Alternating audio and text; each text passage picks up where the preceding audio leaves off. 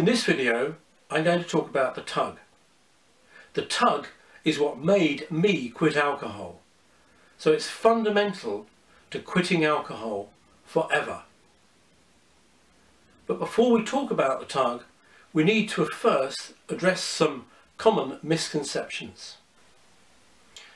Firstly, alcohol addiction is not a disease. There are fortunes being made by rehab organisations, taking people in, convincing them that it's a disease and that people need to go through a huge cure process which goes on and on and on, perhaps for many years. You didn't catch alcoholism from anybody. Yes, it can cause disease, it can cause cancer, is some of the latest research, but it isn't a disease itself. You didn't catch it. It's not like a virus, it's not like an infection that passes from person to person. So anybody saying it is a disease is either after money or it is just purely an excuse for people not to address the problem themselves. That alcoholism is something that you own. It's not a disease. Secondly, your drinking is not genetic. Now, if your mother drank heavily during pregnancy, you may well have been born screaming for your next alcohol fix. But you didn't come home from primary school and raid the fridge for a bottle of wine. You didn't walk into the next pub as soon as you could walk and have to be dragged back out. It was much, much later in your life that you discovered alcohol and alcohol became an experience. So it's not genetic. And again, that's just another excuse for you not to do anything about something that belongs to you, that problem. Alcohol addiction is not forever. That's that same crowd selling the rehab stuff that like to sell that story.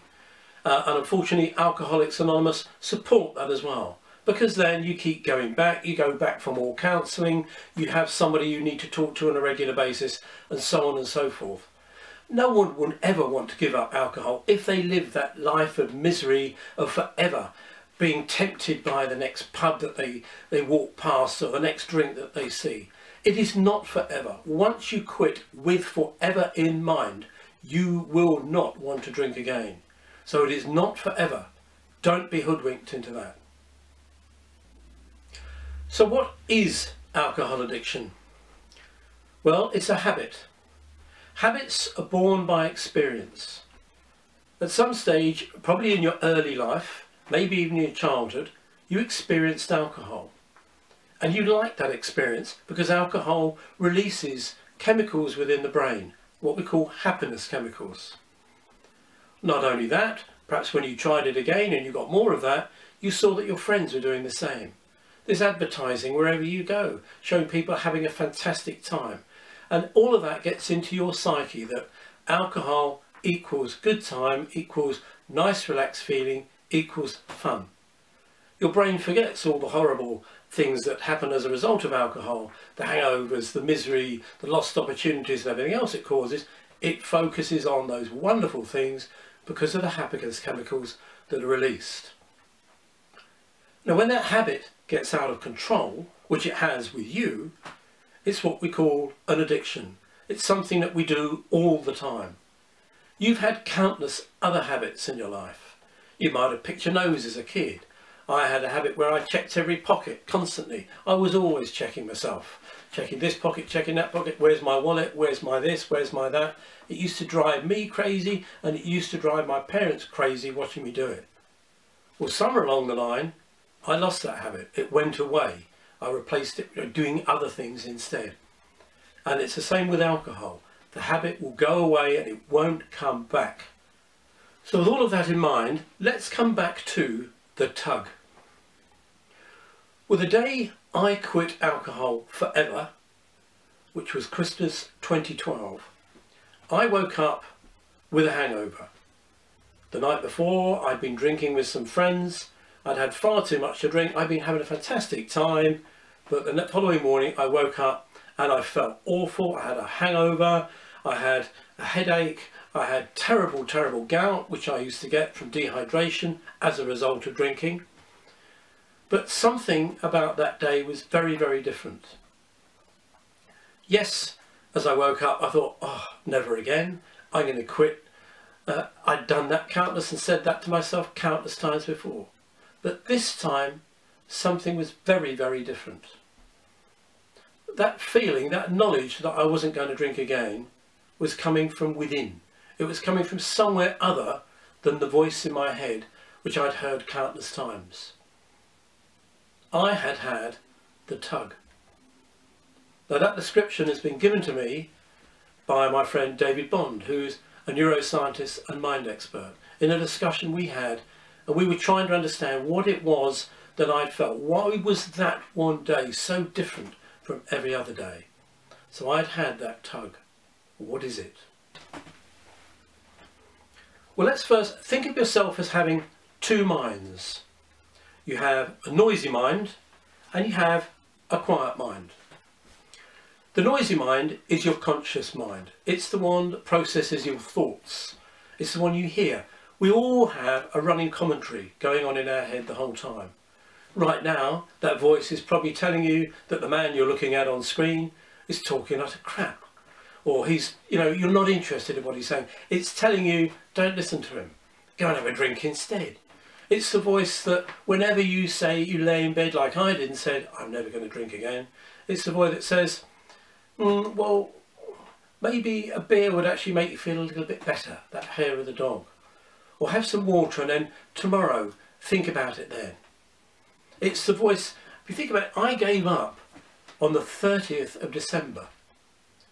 That voice normally would have been saying to me, wait till the 1st of January to quit. But it didn't. I'd got rid of that voice. But do you recognise the voice? You have to recognise there's that voice in your head. It is that commentary. It's the voice that convinces you you can do things, or that you should do things. If you get the voice on side, it's the voice that says, I'm going to finish this, I'm going to make it, I'm going to achieve that wonderful thing. But as far as drinking goes, it's the voice that says, don't give up today, have another drink, wait till tomorrow. Or look at that beer, doesn't that look fantastic? Look at that glass of wine, surely you're going to enjoy that. That voice, the voice in your head, that's part of your noisy mind, your conscious mind. So that's one mind that you have. Then is the silent mind. The silent mind is what a lot of religious people seek to find. It's your inner self. It's your soul. It's your spirit. You can even call it your own guardian angel. Some people describe it as God within themselves. It's the real you. And you will have experienced the real you at various times in your life. Particularly if you've ever sat, really contemplated life. Sometimes you get a feeling. Have you ever had the feeling that you're outside of yourself, looking at yourself, perhaps from above or from afar? Not like you're staring at yourself in a mirror, but that you can see your life going on. That's your whole awareness. That's your inner silent mind at work. So that silent mind is your subconscious. We've got the noisy conscious mind, we've got the subconscious mind, the feeling from within. And you don't hear that voice from a silent mind. It's why I call it the silent mind. You feel the message coming from you. That morning, when I'd had that tug, sometime during the night, because I don't remember anything particular happening, apart from I felt so different. I had that inner knowledge that I wasn't going to drink again. I'd had that tug, and that's where that tug comes from, your subconscious. Somehow, my situation that I was in, things had changed. That inner mind had built up all the experience that I'd had ever since I was a child and drinking related things. It built up the knowledge of the state I was in. I didn't expect to live very long at that time. I expected to only live another couple of years. My brother had died, my mother had died, all sorts of things, drink related. Built all that knowledge up and had decided that enough was enough and it was going to make me change. Now the night before, I hadn't been thinking I was going to give up. In fact, I don't think at any stage had I ever decided I was going to quit alcohol forever, because I didn't think I could live without alcohol. My book, One Less for the Road, talks about those sort of experiences and is aimed at people who were like me, who don't think they can live without alcohol. So it's not as if I was building up this knowledge I was going to quit very soon. I certainly had never read a book like mine. I'd never been to rehab. I'd never had any counselling. I'd never had a discussion with my doctor about drinking. So it wasn't just awareness that my conscious mind was playing on that said, oh, today's the day, Julian. This was something deep from within that just said, you are never going to drink again. That was the tug that came from within. So I was very lucky that I got a tug. How can you get a tug? That day, as I lay in bed, I gave myself a point of focus. I decided to focus on the gout that I had. At the time I was feeling very old. I was feeling decrepit. I was certainly crippled with gout in my knees and my feet. I couldn't walk bare feet. I felt very, very old and way beyond my years. And as I said, I didn't expect to live very long. I decided to focus on that gout as being the master of all evils, if you like, as far as my drinking was concerned.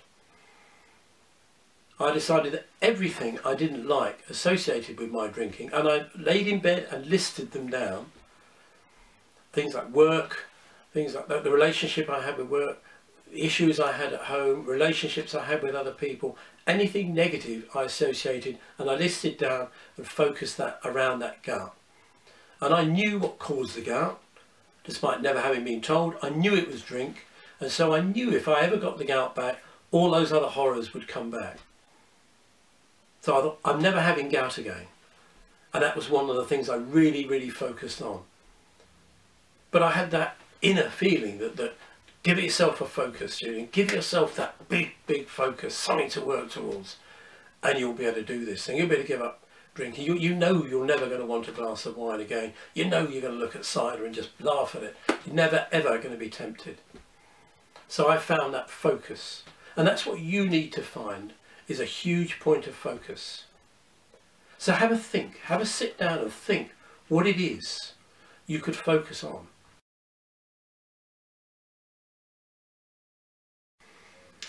I didn't look for the tug. The tug came to me. Perhaps my inner self had been working on that knowledge that I had to quit or die. And that's why I got that message from deep inside, from my soul, telling me to change. I'm incredibly lucky. But as I say, I wasn't looking for the tug. You're looking for something, otherwise you wouldn't be watching this video, and you wouldn't be reading books like mine or seeking help elsewhere. And the fact you're looking will help that tug to come. The fact that your conscious mind is seeking some solution to a drink problem that you've got. If you really, really think about it now and think where that desire to quit alcohol is coming from, maybe you'll feel that sensation from within, that tug. Maybe it won't come now, maybe it'll be tomorrow morning, but there's no reason why it shouldn't be this very second. In watching this, that hidden thing that just suddenly snaps and says, that's it. No more for me. No more alcohol. I don't drink. And then you see this whole new wonderful world unfold before you, as it will. So seek that tug. If it hasn't come, read books. Read whatever you can. Build up a knowledge. Build up that experience and that inner sensation within you that says enough is enough. And look for that key point of focus. That one thing that you know you never, ever, ever want to happen again, or to exist because of your drinking. And that'll help you focus and find that tug. Good luck on your journey. And you can find out more about the tug and about me and my own journey at www.idon'tdrink.net.